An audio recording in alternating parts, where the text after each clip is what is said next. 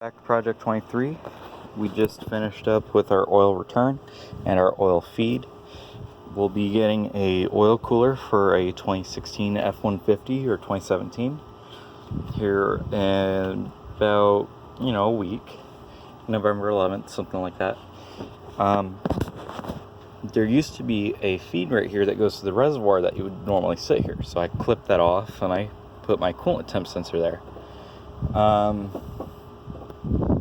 The way I'm holding it in place is I'm going to use a bolt. You guys can't see it in there, can you? Well, there's a bolt in there holding it with the locking nut piece. And I'm going to run my coolant from temp sense here. This is my feed. It's gas line. It works fine. Still in the process of bolting up the filter housing because I had to take that out. Right there, down there, this guy right here. Yeah, that's where you see the line coming in. That's where I have it currently hooked up, and that's where I'm running it from. I got the new radiator coming in tomorrow, so hopefully tomorrow, Sunday, which I believe is the 7th, this will be fired up. If not tonight, just for a test start for tonight. But I deleted the idler bearing that comes with this. If I end up needing it, I'll actually weld it somewhere else. But as for accessories, I'm only going to run power steering and the alternator and the water pump. As for, fuel management, all that, I'm running the Ranger computer with my tunes. If you guys want to buy a tune, I'll send you guys a tune so you can run a turbo setup if you're following mine. I'm running the 2.5, 2.7 liter valve cover because I can run my PCV from there. I'm actually going to clip that end off and I'm going to run it back. I'm going to run it through an oil separator. That way it can go to the turbocharger. I'll feed it in right around here or something. Or no, I'll feed it in right around here or something like that, which will be fine. It's not as bad as people think it is. I'm not going to run my cam sensor. I retuned it to actually use the cam, the solenoid that allows for advance. It's going to let me, take advantage of my variable valve timing on the intake side. And when I get this running, as long as it runs good, I'll start posting up online, my tunes for sale. It's gonna be cheap. It's gonna probably be like $100 for a tune. You just have to get a hold of the hardware yourself. And if it doesn't work out with your hardware, then I'll make it work. I need some time. It's hard. I work for a school, so most of my time's spent at the school, so,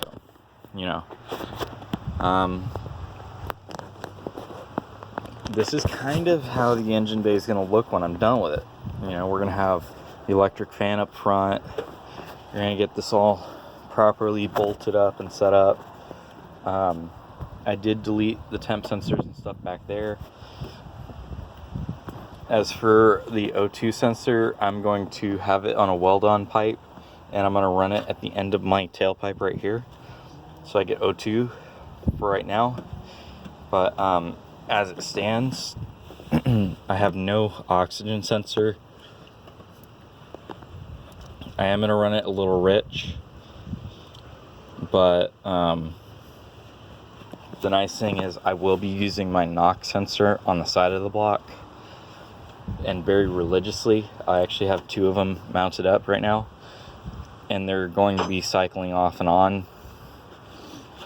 So if I get any detonation, that's how I'm gonna do it. Is I'm gonna lean it out just until I start getting small pings at low RPM, and I'm gonna start pumping up how much gas is going in. I'm gonna richen it based on that. And eventually I'll get an AM controller or something, a wideband that I'll run inside.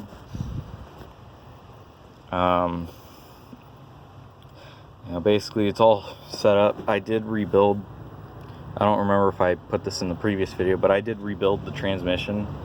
It's got new gears, new synchros, all of that. The only difference is that, it's got the M5 HD R2 gearing and stuff, not the R1 that these come with. It's got the bigger truck gears. So I got shorter ratios, just a little bit, I think. Otherwise, it's the same. All in all I got to do is weld together my intake piping and put in my manifold. Put the I got to weld together the mounts, the brackets for the intercooler, and that's it. Connect up the coolant. I'm not going to run a reservoir. I'm going to have an inline cap on the new radiator. I don't know if it's inline or whatever, but it's the one that you get on top of the radiator right here, so you can vent it. I'm going to do that. So if you guys have any questions, you want your Ranger tuned, message me in a comment, email address or something, and I'll hit you up on it. And I'll see what I can do for you. I'll send some tunes, see what you like, all that. And I'll also do the 2.3 liter. I don't have experience with the 2.3 and the 2.5 Lima motors. I only have experience with the Duratax. I can also do a little bit of work to the 4 liter sock, not the OHV, because I have, sock right here next door to it. I can do that. So just let me know. Hopefully we'll be getting this out to the track for National Auto Sport Association Racing for December 5th. And if you're here too and I see you and you recognize this Ranger, which it's going to be possibly the only Ranger that's on the track for a very long time, come walk up to me. I'll say hey and everything. I'll have my mask and all that.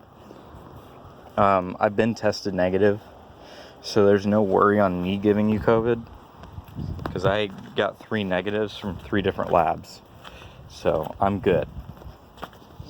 So yeah, just walk up by. We'll keep social distance and all that, talk about it, and yeah, that's it. This is T-Bone with Project 23.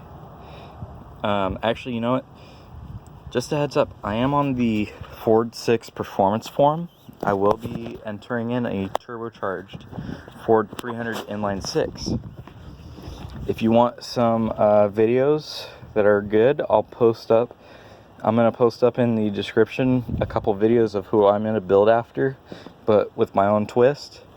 And, I'll be racing that as my next motor, that 300 inline 6, the big block 6.